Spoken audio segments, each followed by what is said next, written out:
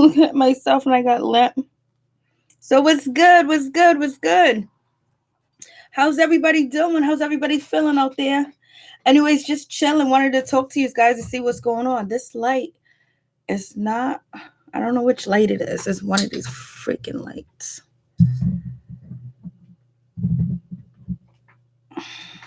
Yeah, so anyways, what's up? What's up? What's up? I'm just like, damn, today was a long day. So how you guys doing? How's everybody feeling? How was your day? How was everything going? Oh, today was a long day. Today was a busy day. I'm all picking lint off my shirt. I got problems. We all got problems. So anyways, let's talk about the subject. Let's talk about what's going on. Let's talk about Tristen Thomas. Basically, Tristen Thomas get booed doing first Cavs game since he got caught creeping. Like, why is he getting booed? Like, America is really mad at Tristen Thomas. I didn't know how much people love Khloe Kardashian and the Kardashians. Today, I was out in public, and basically, I was doing like this class I told you guys about that I do, where basically people going to, graduating from college, and basically they're going into the human service field, the social work field, basically in schools. And so we do like a class basically teaching them about the kids and the kids they're going to be dealing with, and how to deal with the kids, and how to understand the kids, and how to work with the kids, and not to have prejudgments. So anyways, most of the classes filled with Caucasian women, and they were all upset about Tristen Thomas. They was like, oh my God, he's such a dog. They was like, it's so messed up that was going on with Khloe Kardashian. I feel so bad for her. It's like tragic. And they were like really serious. Like they really felt bad. They was like, I don't know what I would do if that was me. This is horrible for her to face this in public. I was like, oh shit. So like I got to see like a different perspective about how people feel about the Kardashians. And I was just like, oh shit, because I'm thinking a whole different way. I'm thinking like, maybe he was set up, or maybe this is for the show, to get ratings, and then this is going to be promoted on the show, because basically the things that happened with Lamar Odom and all that other good stuff. So it was kind of different to see the other side. I didn't comment. I didn't say anything about it. I was just listening to their opinions, and their opinions was like real serious. They was just like really shocked that he did this. They really thought Tristen Thomas was like awful and a bad guy. And it was like, look what she's going through. That's so depressing, and she's so hurt. And these people were like really, really, dead up serious. Like this was a real big deal. I was like, oh shit. Me, I'm thinking like, Khloe Kardashian kind of got him the way, you lose him the way you get him, basically, it's been said that she stole people, man, and slept with people, man, and all this other stuff. But basically, it is a bad situation. The thing about it is sometimes you don't know if it's true, if it's actually believable, because we know the Kardashians do stunts like this. We've seen the stunts with all the Kardashians and their boyfriends and who they date. And so basically, online on one of the websites, it was just saying that they don't really believe the Kardashians, basically the family, are holding back on judgment on Tristen Thomas, because they believe that he might have been set up. And I was just like, damn, I was surprised that it says the Kardashian family wants to believe Tristen Thomas was set up. So basically they're saying like, even Kris Jenner, all the sisters, they believe that he will possibly set up. Who was he set up by? Was he set up by them? Because they're saying basically the footage happened in like October, and now it's coming out while she's pregnant. So did somebody pay for this footage? And how was he set up? Like, was these women just kissing on him? He couldn't tell the women not to kiss on him? Like, what's going on? And they went to a hotel. I don't know if he went all the way, but they was in the club making out and everything. Nobody can set you up to kiss unless this is set up for a TV series or the show or whatever, or this is to get sympathy for Khloe Kardashian or add to, what's going on. So I was just like, damn. So it says the Kardashian Jenner family has remained numb and remained quiet about the latest scandal that surrounds Khloe Kardashian over the past few days. There have been multiple reports that Khloe's boyfriend Tristen Thomas has allegedly been unfaithful. A source says that the allegations come as a shock to the pregnant, star you know. So basically they don't know whether he's telling the truth or not. They think that maybe he might have been set up. So I don't know if Tristan Thompson is actually talking to Khloe and just saying like, hey, I didn't do this, because it didn't say. I wonder if he was at the delivery room, because she did deliver her baby, and I'm assuming that he was there. It says at this point the Kardashian family wants nothing more than to believe that he is a stand-up guy and that this was a setup, but only time will tell. So I guess we'll find out what happens with the situation. So it says on Tuesday, the NBA player made headlines after a video of what happened to be the Thompsons making out with a mystery woman at the New York City nightclub, at the PH-D lounge on April 7th leaked. Shortly after the video went viral, photos and reports surfaced of Tristan Thomas with what appears to be the same woman from the bar, according to the video leak date on October. This happened last October. So I'm like, damn, showing that appeared to be Thomas flirting and kissing two women at a hookah lounge in DC. So what do you guys think about that situation? Like, what do you guys think about what's going on with that? Like, that sounds, it's kind of crazy. Like, anybody in that situation. But, like, is it true? That's the point. Is it true? And are people jumping to, leaping? Because damn, like they said, this is crazy. Like, it couldn't be me. So they said, Tristan Thomas, he was booed during the first Cavs game. It says, Tristan Thomas, whatever it says,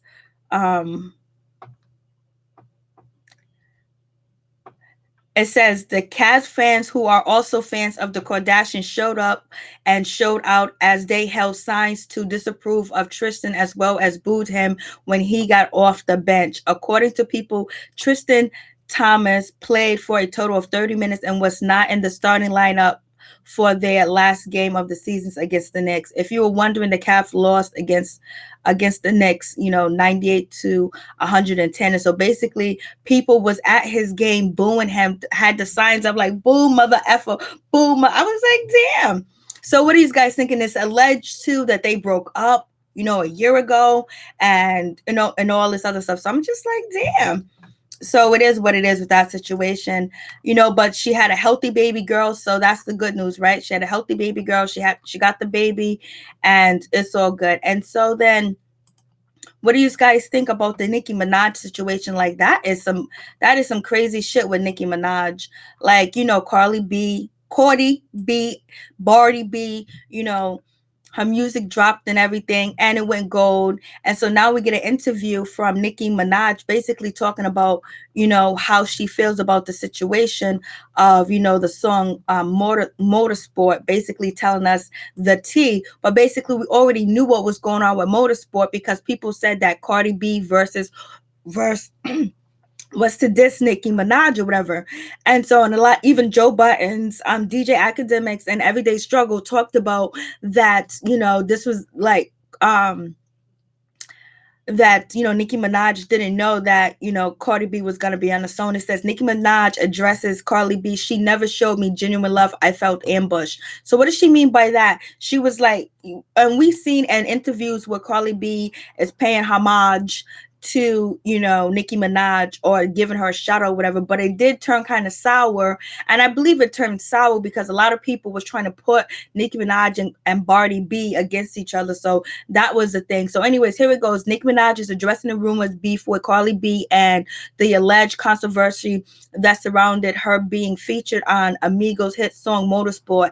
In a new interview, Nicki showed love to Cardi B's success, but admits that she wasn't pleased with some of the negative comments that she felt Barty B made after their collaboration on Motorsport. She became emotional when recounting what she said happened. Do you think Nicki Minaj just put on the show? Do you think she's trying to get sympathy? Or do you think Nicki Minaj was really hurt by Cardi B? It says, with Cardi B, she done exactly what she should have done. The only thing with Cardi B that really hurts my feeling was first interview she did after Motorsport came out. I remember when I first came in the game, if a female of that stature had done a feature with me on it, I would only be singing their praise and saying thank you. So do you think Nicki Minaj is actually being full of herself with the situation? Because I think you should pay homage. You know what I mean? Like if it was me, like if you taught well, you pay homage to people that paved the way for you.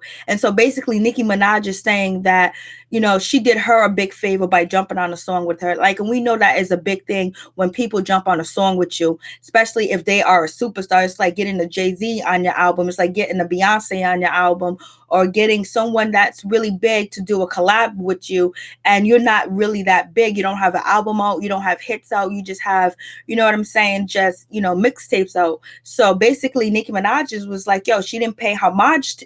She's saying that she should have been more thankful with what she did for her. So what do you guys think about that situation? Then other people are saying, well, Nicki, why are you acting like that when you diss Little Kim, when you didn't when you didn't pay homage to Little Kim? And people saying, I seen in videos where it looked like Nicki Minaj was paying homage to Little Kim, but then Little Kim comes back, even though, you know, I'm not here for Little Kim because of the bleaching of the skin and shit like that.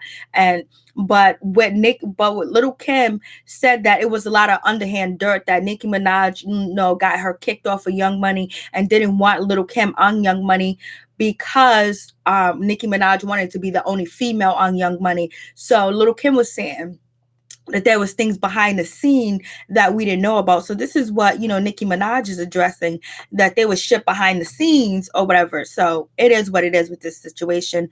So, you know, Nicki was like, yo, I jumped on a song with you or whatever, and I'm this big person, and I'm gonna help you blow up too as well, because you're already getting there, but I'm helping you blow up. And it's like, you know, I feel like when you do your interviews or whatever, it feels like you negative towards me, or you ain't feeling me. But a lot of people say Nicki Minaj has a big ego and she cusses people out and she burned bridges.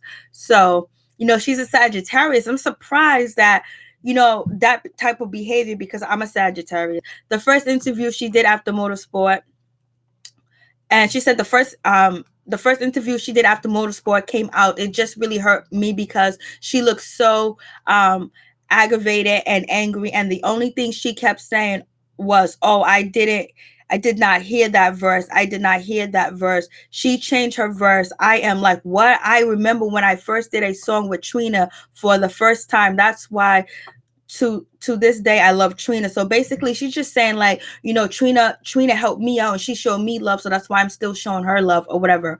So I guess she's feeling a certain type of way. But she's been feeling a certain type of way.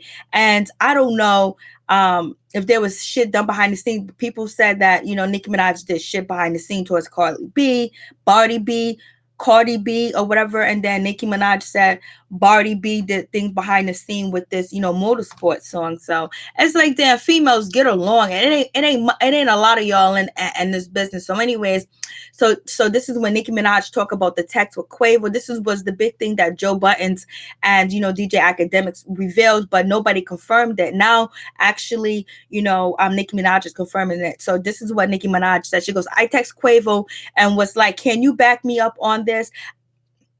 I did not want people to think I was lying. What did I have to lie about? And he didn't back me up. He texted me and was like, I would go on Twitter and back you up if you were my girl. So like, that's some foul shit. Like, you know, and you know, you can hit, you know, that sounds like some little kid shit. That don't even sound like business, because, you know, like somebody will have you, a guy would tell you, I would have your back if you was my girl. If you was my girl, I would protect you. I wouldn't let shit like that happen to you. Basically, they're telling you that they want you to be their girl or whatever. And then what if you don't want to be the girl? Then they don't back you up. And she goes laughing out loud. And that hurt because he was somebody I loved him. There are certain rappers who I call my baby. Quavo Weezy is my baby. Sway Lee is my baby. Quavo told me I am not going to go on Twitter and address that shit if I don't if I do an interview, then I will address it. And I was like, yikes. It hurt my feelings to know that people would watch me be slaughtered and not one person would step into and tell the truth. They will run with that lie. They will allow people to run with that lie because it's entertaining to let Nicki seem like a bad guy. And it's sad. Quavo texts me. I still have the text, and my phone will release the text.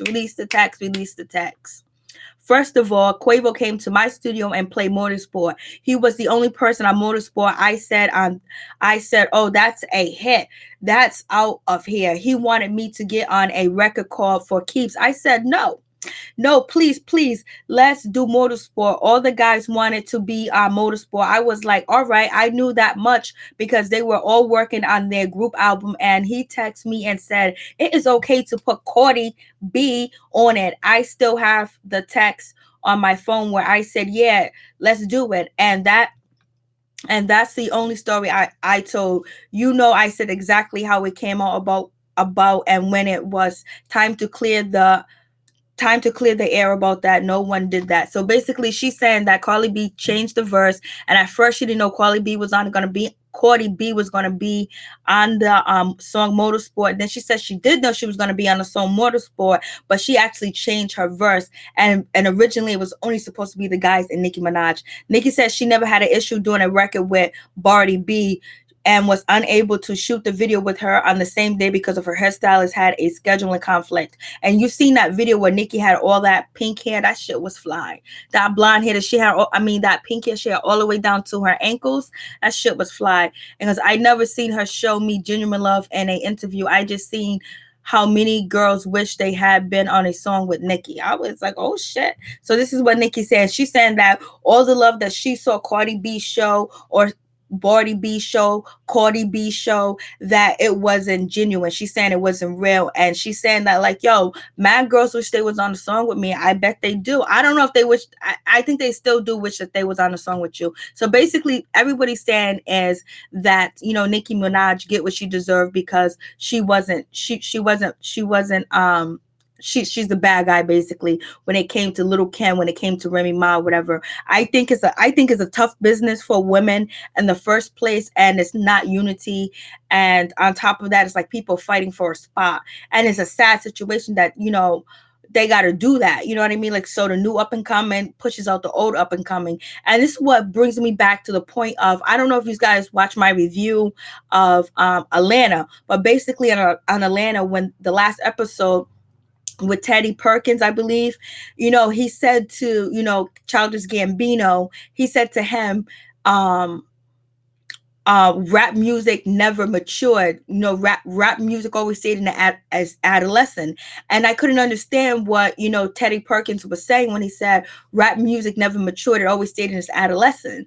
And with that, now I understand what that meant. What he meant is, like, there's not a place for older rappers. There's not a place for older females. Like, once you reach a certain age, it's like you're pushed out of hip hop, you pushed out of rap music. And so now I get that statement that Teddy Perkins said on Atlanta, because, like, you think about it, like, there's older rappers, like, for an instance, I don't know if you know this guy, his name is Bosco, and I be watching his IG or whatever and his videos on YouTube, and his rap music is actually bumping. His shit is popping. Like, yo, this dude can really rap. He got lyrics, and the music is real. You can tell that he puts love in that music, and it sounds so good. But he's not put on, and the reason why I believe he's not put on is because he's an older gentleman. And what happened to our older rappers like Big Daddy King? Like, they're like pushed out. Older rappers, even, it's not room for them anymore. Like, people that was out in 2000, early 2000, rappers that was out in the 90s, females too. You got Queen Latifah,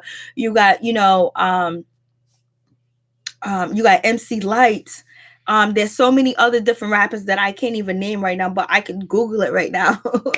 And so it's just like, why is there not a place for, how come we don't make a place for our rappers and our entertainers that are older and mature, like in their 30s and their 40s, where we still support them? Why do we forget about them?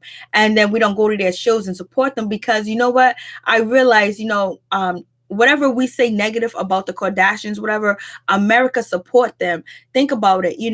This guy, Tristen Thomas, is at his game. The Cavaliers is going against the Knicks, and people go to the game and they booed him. They said that the boos were loud. Like half the audience was standing up booing him, and it had signs. And then when I was telling you about what I did today and listen to the young ladies talk about the Kardashian, they support they support their people. It's like, damn, we need to start supporting. I believe we need to support our older entertainers, because maybe somebody in their 40s can come up with some good music. Maybe that there are entertainers that are already out there that's in their 30s and their 40s, and they feel like there's not a place. So that's why in the show it says, Childish Gambino said rap music never matured, it stayed in its adolescent. And like you could say Jay-Z is one of the, rappers, and Nas or whatever, but Nas hasn't put something out in a while.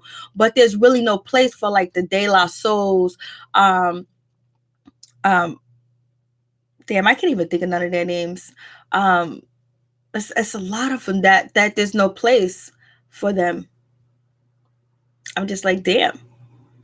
And then that's crazy, because then you look in the work world, when you get to a certain age, it's hard to get a job. It's hard for people to want, people don't think that, oh, you're too old, or maybe you can't handle the job. So it's just like, but if you got the credentials, credentials, and you have the people, whatever, then you can possibly get it. But it's hard to work. It's hard to get jobs when you are older, because there's a whole new breed coming in. You know what I mean? So I was just like, damn, that's what Childish Gambino meant when he said that shit.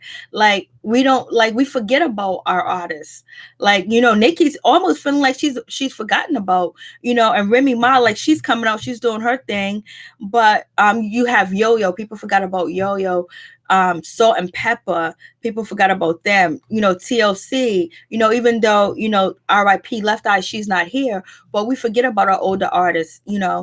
Um, Especially like in rap music and hip hop, it doesn't grow up. It doesn't mature. So you don't have the mature. You have the young, and that's it. You only could be young in the music. So basically, um, Nicki Minaj, she addressed her feelings about, you know, Cardi B, but Cardi B's blown up. She's doing her thing. She's doing performances on Jimmy Kimmel. She's on, SNL. She's doing her thing. And she's pregnant, and now she's signed with her baby's father's label. I mean, management team. So she's doing her thing, and Nicki Minaj is probably feeling like she's outshadowed and people forgetting about her, because people have been negative towards I'm like, people in the industry, like when you watch like the blogs, when you watch like people's podcasts, like they just be dissing her. Charlotte may be dissing her all the time, but they got a bad relationship. And it's like, Nicki Minaj has she has an issue with radio personalities. So it is what it is with that situation. People say she's shady, people say she does. I don't know her personally, so I don't know.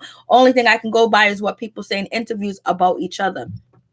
So it is what it is. So do you think Nicki Minaj deserves the diss from Cardi B? Because they saying that Nicki Minaj is saying she dissed her, that it's fake, it's not genuine. But what else did she want her to do? So Khloe Kardashian had her baby, so that's cool. And then I wanted to talk about Colin Kaepernick. They're still messing around with him. They still fucking around with Colin Kaepernick.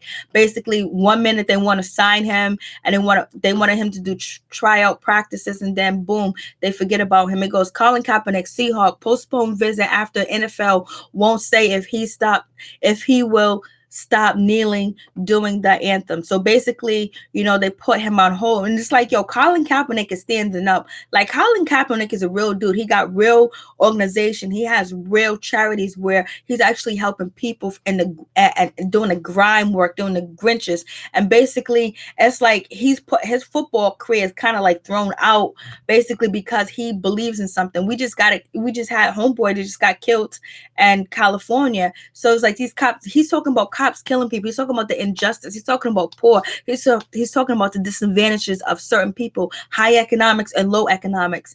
And people, even healthcare he's talking about. He's talking about cops killing people. He's talking about police brutality. That's what he means. He's not dissing, United States Army, which I would diss. Well, not really, because I know a lot of people that's in the military, but I don't know how you sign up for the military in this day and age. So anyways, Colin Kaepernick, the Seahawks postponed the NFL. I already read that. According to reports, the Seahawks postponed Colin Kaepernick workout after he declined to say he would stop kneeling during the national anthem next season. A source says that the Seahawks still are considering bringing in Kaepernick for a trial on a decision. Decisions are final.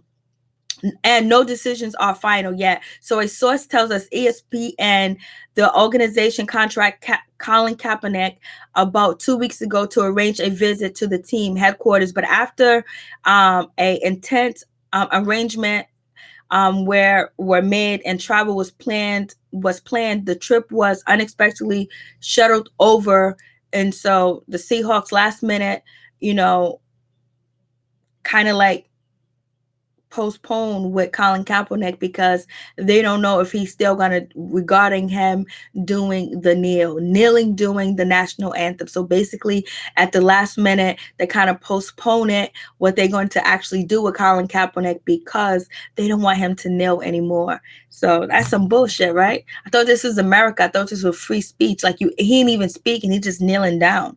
And sources says that the Seahawks want to know that Colin Kaepernick will not kneel this season, and he will unwillingly to give that assurance to them. So basically, Colin Kaepernick is not assuring them and not telling them that he's not going to do it.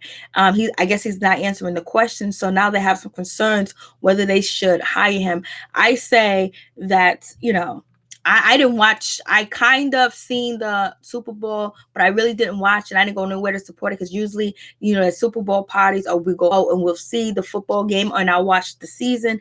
But I have stopped completely, and I don't think indigenous people should support the NFL or the NBA until they get their shit right, especially with the CTE. These players are getting hit, smacked up, and then they retire with no money, no benefits, and they have all these problems. And it's crazy because this comes at a time in which the Cincinnati Bengals visit with San Francisco 49ers agent Eric Reed, who kneeled with Colin Kaepernick during the anthem and wanted assurance from Reed that he would not participate on the field activities. So basically now Reed with the Cincinnati Bengals, basically they seen him kneel, and the San Francisco 49ers free agent, Eric Reed, they're saying like, yo, if you want to continue to play, if you want to get signed, you can't kneel. No NFL team has worked out Colin Kaepernick since he became a free agent after the 2016 season. The Seahawks visit with him a year ago and consider it again this week. And the Baltimore Ravens entertained the idea of bringing in Colin Kaepernick last summer. So, they're bullshitting him. And basically they're trying to keep their names clean. I like in my playlist, I go in on, what they're doing to Colin Kaepernick, which is wrong. But you have to say like, damn, at least he's standing up. Like he's losing money by not signing, but his beliefs is stronger. Like, so it's important to see people stand by what they believe in, because if you don't stand for anything, if you don't stand for nothing, you fall for everything. It is what it is with that situation. I'm just like, damn, like they did this man wrong. Like, I don't even know how I know the players are still playing because, they need the money and all this other stuff. But with Donald Trump calling them names, and then on top of that, you had the football head commissioner guy. I have a video on that. That's in my What's Going On playlist. That, he actually, called them prisoners. He called them inmates because you can't let the inmates run the house. Call them criminals. And they come in our community, take our young boys that are healthy, that are good and strong, use them, set them up. They get CTE, they get concussions, and then they don't know how to spend their money. They don't put nothing back in the community. So they come in our community and scout for our kids, and they don't put nothing back in our community at all. So you know what? Fuck them, in my opinion. I think that's it. That was on my list I was supposed to talk about. I think that was on my headlines. I'm just like, damn, like that's so messed up how they doing Colin Kaepernick. And then they come in, they get these young kids, and they give them all this money. They don't get any training or nothing. And then on top of that, they have these kids playing in college for free and making all the money selling off the tickets. It's just bullshit. And it's just like, at least he's standing up for something. At least he's not an asshole. At least he's not stupid. At least he's not dumb. At least he's something that these young men and men can aspire to be, to stand up for something. Sometimes you're going to lose shit when you stand up. You're going to lose shit when you stand up. And when you stand up, sometimes you're going to stand alone, and people ain't going to stand with you. You have to be willing to stand alone at all costs. You know what I mean? Some people don't believe in that because they're not taught to believe in themselves. They're not taught to believe in their thoughts, to believe and what that is part of them. And basically they was like, oh, be quiet, don't say nothing, the spook that stood by the door, stand up. This is 2018. Stand up. Like, stand up for what you believe in. Stand up for what is right. Don't let we can't keep letting people run around on us. We can't keep spending our money crazy places when people mistreat us and disrespect us and don't support us. Like, forget that. So anyways, I'm on my rant. So we're gonna move on to Sheree Whitfield to Nene Leakes. You are a bitter B word. So basically, Sheree is calling Nene a bitter B. Like, how is Sheree? I think Sheree's better. So, anyways, here we go.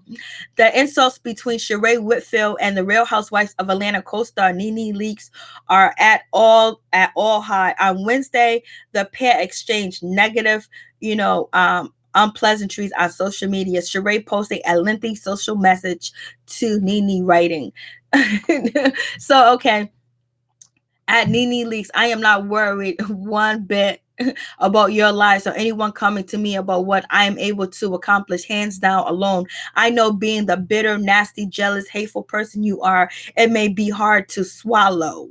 So, not surprised you would hate and try to discredit, but what else would one expect from a woman who wish rape on another woman? Vow, just know I sleep great at night and a very much at peace with zero worries on you. The other hand, not so clear. You are still making those large credit card purchases and running up your CC, then calling them same credit cards and stolen or lost. How many times have you done that now? Fraud. The feds may be coming to you. Won't be long, boo. God don't like ugly. Oh, what's going on with that? Like, yo, this shit sounds ridiculous.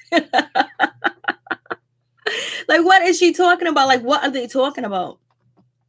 Like, okay, so now she's saying that Nene is a fraud, that Nene got no money, and basically what she do is get these credit cards and she runs them up, and then she reports them stolen. Who does that? Like, that's an old scheme. Like, that's like little kid scheme.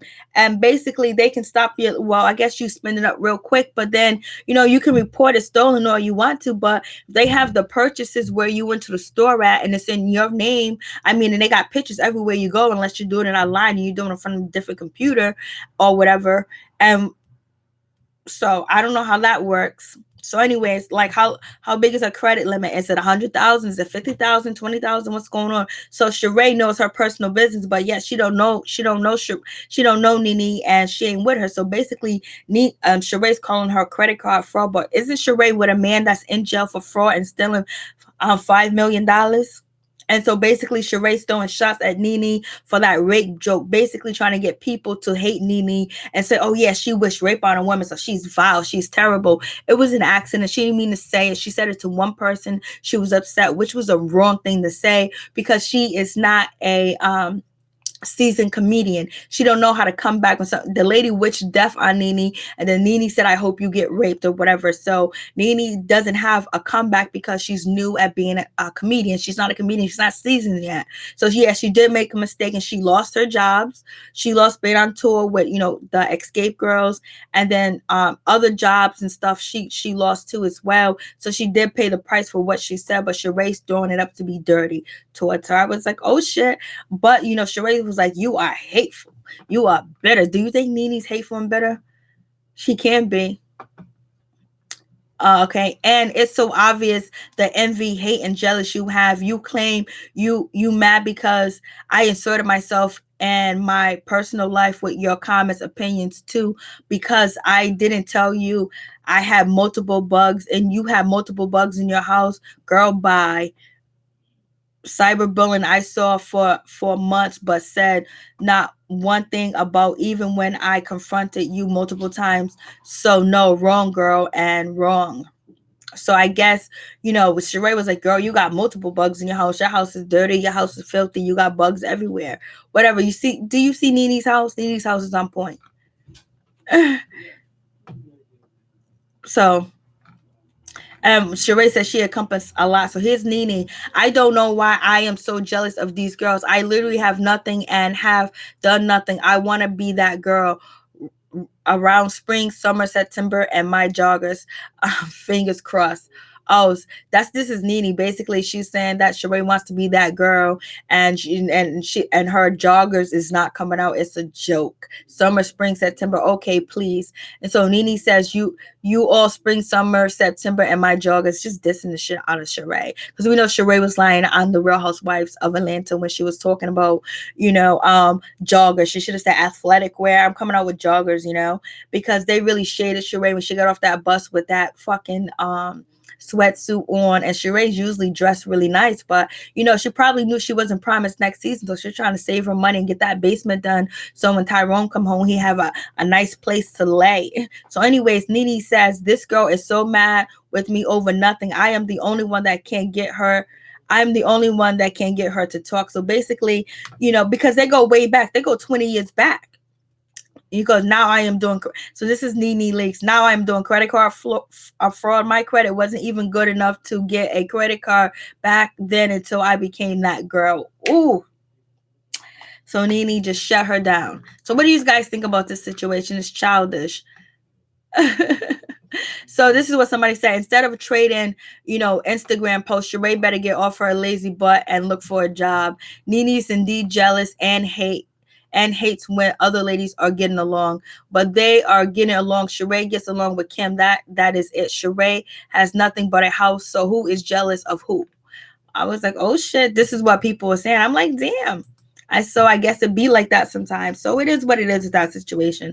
Some bullshit going on. People be wilding out here in these streets for no reason. Like if I was Sheree, I would be upset too, because like, damn, that's my money. That's my bread and butter. And now I'm not going to be on the show. I'm not going to make that money. I'm not going to make that money no more. I'll be like, shit. Anyways, I'm at 35 minutes. And hopefully tonight I can get, some reviews done or whatever. But anyway, so what's going on with you guys? What do you guys want to talk about? I'm just running my mouth like it ain't nobody's business. But the shit, but I was just like so surprised when how like, the people really supports, Khloe Kardashian, the situation. So I don't know how you guys feel about the situation. A lot of people say they think it's fake. Oh, this is crazy. Listen to this story.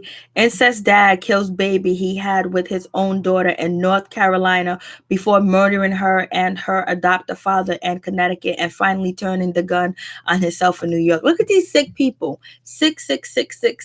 Like crazy, like sick. Like incest rampage. So he kills his incest daughter. He kills himself. I'm like, yo, what is really going on? Stephen, 43, insexual father who had a baby with his biological daughter. So this guy had a baby with his biological daughter, is believed to have killed the infant in North Carolina before murdering the girl and her adopted father 600 miles away and then turning the gun on himself. Damn. Crazy. Well, he had to be crazy anyway to have a baby with his daughter. So therefore, like that daughter should have been under, police protection. She should have been somewhere in a witness protection program. She should have been away from him. That is so disgusting. What does the mother think about the situation? This is just so nasty. I just can't even believe this shit right here. They are Caucasian, just to let you guys know. So Katie, 20, was found dead in Connecticut along with her adoptive father Thursday. The biological father turned husband, Stephen, committed suicide in New York. Stephen and Katie's infant son was found deceased by police in North Carolina the same morning. That is so crazy. Damn. Like what kind of shit is that? They were arrested in January on charges of incest, adultery, and contributing to delinquent of a minor. They became romantically involved after reconnecting in 2016 when she was 18. Katie had been put up for adoption as a baby by Stephen and his ex-wife. And when Katie got back in touch with them, his marriage with his wife, Elisa, failed. Their incest was discovered in disturbing journal entries and by Katie's siblings. So this father, Stephen, and the wife, Annalise, basically had a daughter, gave her away. The daughter came back, and then the father started to have sexual relations with his daughter and had a baby with her. What kind of shit is this? This is crazy. This is worse than TV. Like, this is some real horror shit. And the father, and I wish I could just show you the picture. The father and the daughter look just alike. Oh my God. So this is crazy. So an incest father who had a baby with his biological daughter is believed to have killed the infant in North Carolina before murdering the girl and her adoptive father. So So he murdered the father 600 miles away and then turning the gun on himself. Law enforcement officers in 3 states were working on untangling the chains of events that led to the death of 4 people, among them a 7-month-old baby. This is so terrible. And Stephen, 43, discovered dead from a self-inflicted gunshot wound inside a car parked on in New York at 8:40 a.m. on Thursday. This is sad. This is real sad.